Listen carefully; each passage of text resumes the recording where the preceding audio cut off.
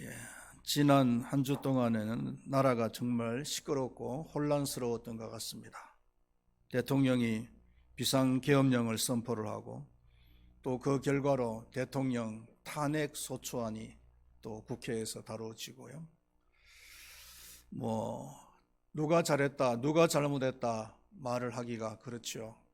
한쪽에서는 오죽했으면 그랬겠냐라는 말도 하고, 또 한쪽에서는 이거는 국기문란이다, 내란죄다 라고 말을 하고, 또 민주주의를 파괴하는 행위다 이렇게 평가를 하는 사람들도 있습니다만은, 누가 잘했다 누가 못했다를 이야기하기 전에 나라가 참 혼란스럽고 어려운 때인 줄로 믿습니다. 그렇기 때문에 우리 믿는 사람들은 더 열심히 이 나라와 민족을 위해서 기도해야 될 사명이 있는 줄로 믿습니다. 하나님께서 이 세상을 만드시고 다스려 나가실 때는 철저한 계획 속에 이루어 나가십니다. 그때그때 생각날 때마다 일을 처리해 나가시는 분이 아니시라는 겁니다. 이 계획이라는 말을 조금 신학적인 용어로 이야기하면은 작정이라고 합니다. 이 작정은 우주 만물까지 다 포함이 되어집니다. 하나님께서 우주 만물을 철저한 계획 속에 만드셨고 운행을 해 나가신다는 겁니다. 그렇지 않으면은 우리가 살고 있는 이 은하계만 해도 약 1000억 개의 별들이 있다고 하는데, 그 많은 별들이 어떻게 서로 부딪히지 않고 질서정연하게 운행을 할 수가 있겠습니까? 우리나라만 해도 하루에 수없이 많은 교통사고가 일어나지 않습니까? 며칠 전에도 안산에 볼 일이 있어서 아침에 좀 차를 타고 나갔는데 얼마나 운전을 혼란스럽게 하는지요. 자기 라인을 따라서 가면 되는데 갑자기 이쪽에서 툭 튀어나오는 겁니다. 깜짝 놀래가지고 하는 사이에 또 이쪽에서 차가 또 갑자기 튀어나와요. 그래서 이러면서 운전을 깜짝 놀라게 운전을 했는데, 제 생각에 이러다가는 교통사고 나겠다 하는 생각이 들었어요. 아니나 다를까 한 50m 정도 가다 보니까 벌써 접촉사고가 나가지고 여러 대의 차가 서가지고 깜빡이고 있더라고요. 그러니까 차가 그다지 많지 않은데도 불구하고 이렇게 질서가 엉망인데, 하나님께서 이 우주 만물을 움직이실 때 철저한 계획 속에 만드시고 운행을 하셨기 때문에 이렇게 우주가 질서정연하게 돌아간단 말이에요. 이사야서 14장 26절에서 27절 말씀에 보면은 하나님의 작정에 대해서 이렇게 얘기를 하고 있습니다. 이것이 온 세계를 향하여 정한 경영이며 이것이 열방을 향하여 편손이라 하셨나니 만군의 여호와께서 경영하셨은즉 누가 능히 그것을 폐하며 그가 손을 펴셨은즉 누가 능히 그것을 돌이키랴. 하나님께서 온 세계 온 우주를 경영하시기 때문에 하나님께서 하시면 아무도 그것을 막을 수가 없다. 하나님의 절대 주권을 가지고서 하나님께서는 우주 만물을 경영하신다. 그런데 이 작정을 인간 세계의 범위로 좁히면은 또 신학적인 용어로서 예정이라고 합니다. 이 예정의 성경적인 근거를 보면은 로마서 8장 29절 말씀에 하나님이 또한 이 아들의 형상을 본받게 하기 위하여 미리 정하셨으니 이렇게 얘기를 하고 있습니다.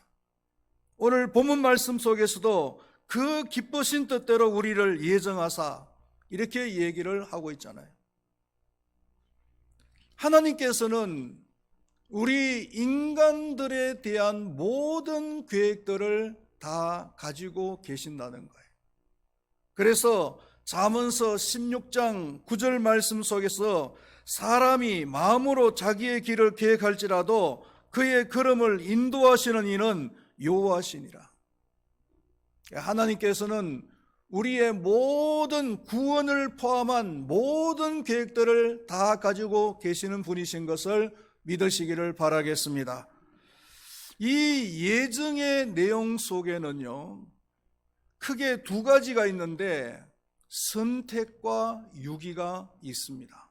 오늘은 조금 신학적인 얘기가 될 수가 있습니다만은 좀 귀를 쫑긋해서 들으시면 좋겠습니다. 첫 번째로 이 선택이라는 것은, 선택이라는 말도 우리가 신학적인 의미로 정의를 내리면 굉장히 어렵고 복잡해요. 그런데 이것을 쉽게 이야기하면은 죄인들 중에서 구원받을 사람들을 선택하는 거예요. 그 죄인들, 모든 사람들이 다 죄인이라고 성경은 말씀하고 있잖아요. 모든 사람들이 다 죄인인데 그 중에서 구원할 자들을 하나님께서 선택하시는 거예요. 이 선택의 성경적인 근거는 보면은 마태복음 22장 14절 말씀에 보니까 청함을 받은 자는 많되 택함을 입은 자는 적으니라 이렇게 이야기했고, 로마서 11장 5절에서도 그런즉 이와 같이 지금도 은혜로 택하심을 따라 남은 자가 있느니라 이렇게 얘기를 하고 있습니다. 성경 곳곳에 하나님께서 구원하실 자를 선택하셨다라고 말씀을 하고 있지요.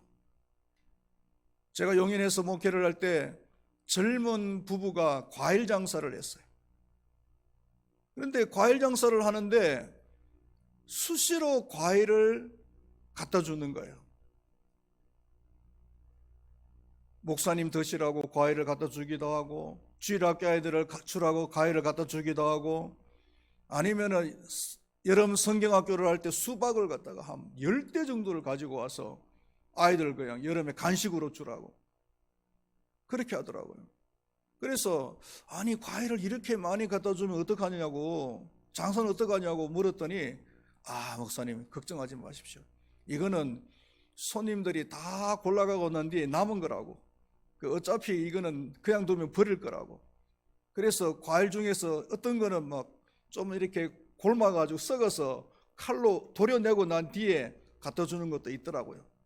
그냥 놔두면 썩어서 없어질 것들이니까, 버려야 될 것들이니까 그냥 가지고 교회로 가지고 온 거예요. 그러니까 그 과일들 중에서 손님들이 선택하는 것, 간단하게 생각하면 이렇게 여러분들이 생각을 하시면 된단 말이죠. 그 반대의 의미가 유기라는 겁니다. 유기. 다른 말로 하면은 투기라고 말을 하기도 하고요. 우리가 유기라고 하는 말의 일반적인 의미는 고의로 버리는 행위를 말하죠. 쓰레기를 유기한다, 쓰레기를 투기한다, 이런 말을 쓰잖아요. 고의로 쓰레기를 갖다가 버리는 거예요. 아니면은 담배꽁초를 투기한다, 유기한다. 교회 주차장에다가 차를 갖다 세우는 사람들이 차만 갖다 세우는 것이 아니고 그냥 담배꽁초를 얼마나 그냥 버리고 가는지 모르겠어요. 화가 나요, 화가 나. 아니 차를 주차장에 공짜로 세우게 해주면 감사하게 사용을 하면 되지, 왜 거기다가 담배꽁초를 그렇게 버리고 가냐 말이에요. 여기도 잔뜩 쌓여있고 여기도 잔뜩 쌓여있고, 맨날 목사가 담배꽁초나 주스러 다녀야 돼요.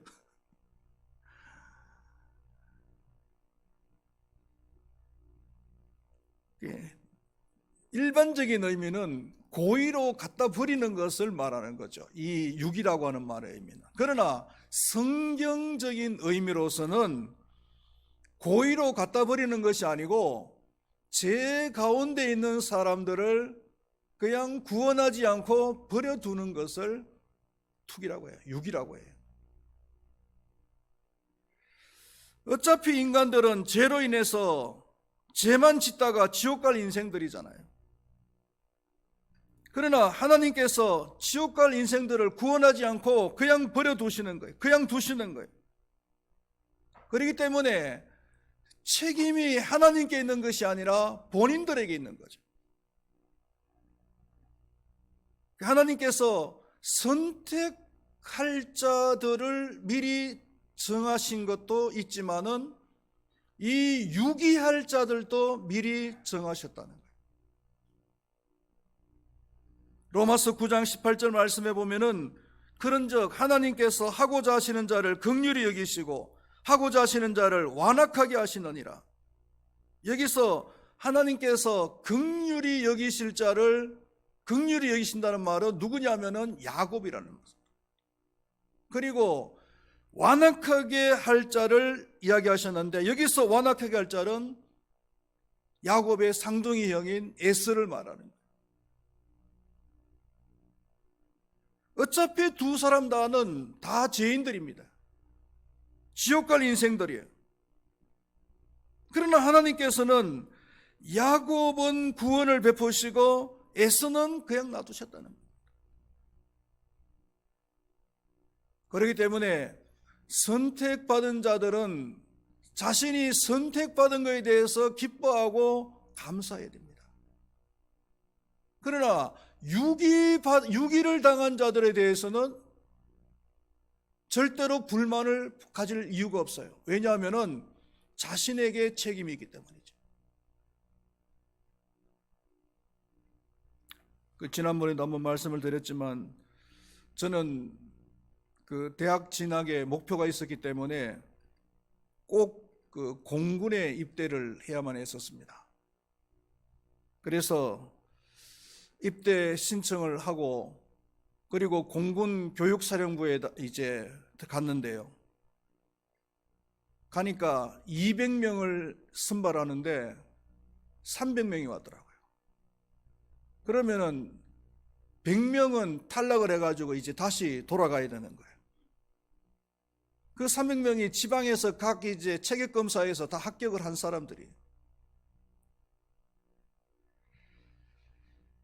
그래서 100명의 탈락자를 이제 만들기 위해서 테스트를 하는데 오래 달리기 하고 그 다음에 이 팔굽혀펴기, 턱걸이를 하더라고요. 테스트를 하더라고요.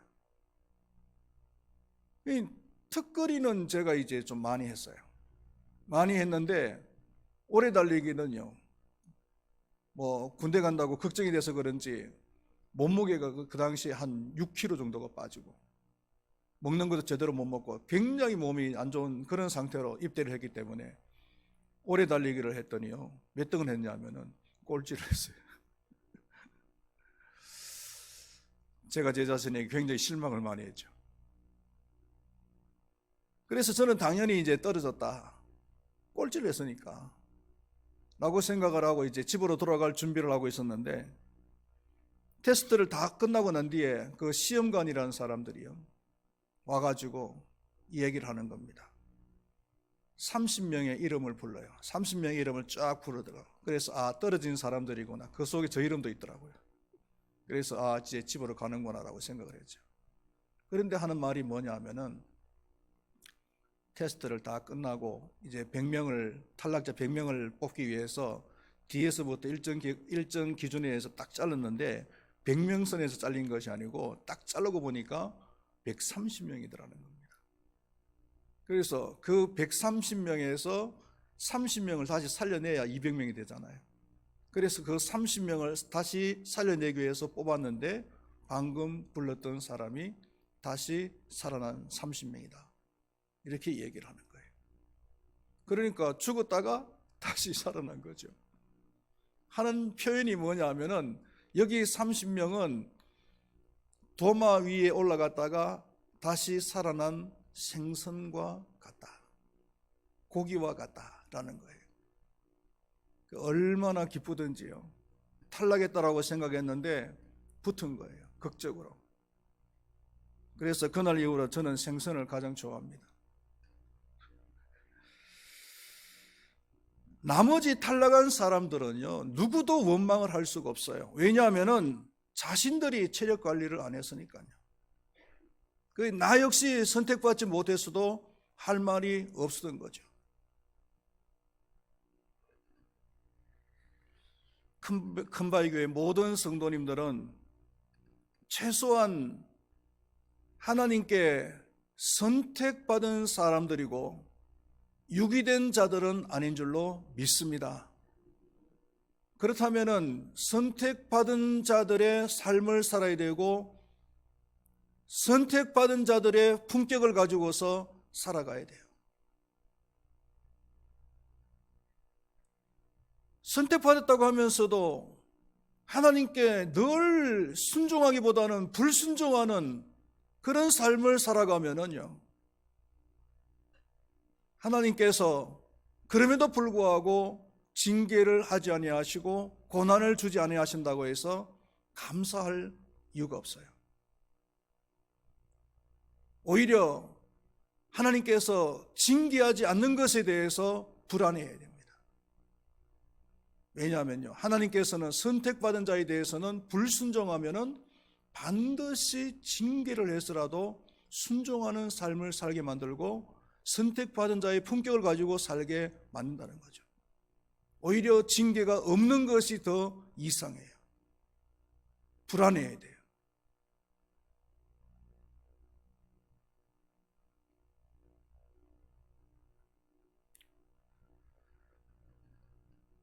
선택된 자들을 구원하는 과정 속에서 하나님께서는 중보자가 필요하도록 계획을 하셨어요.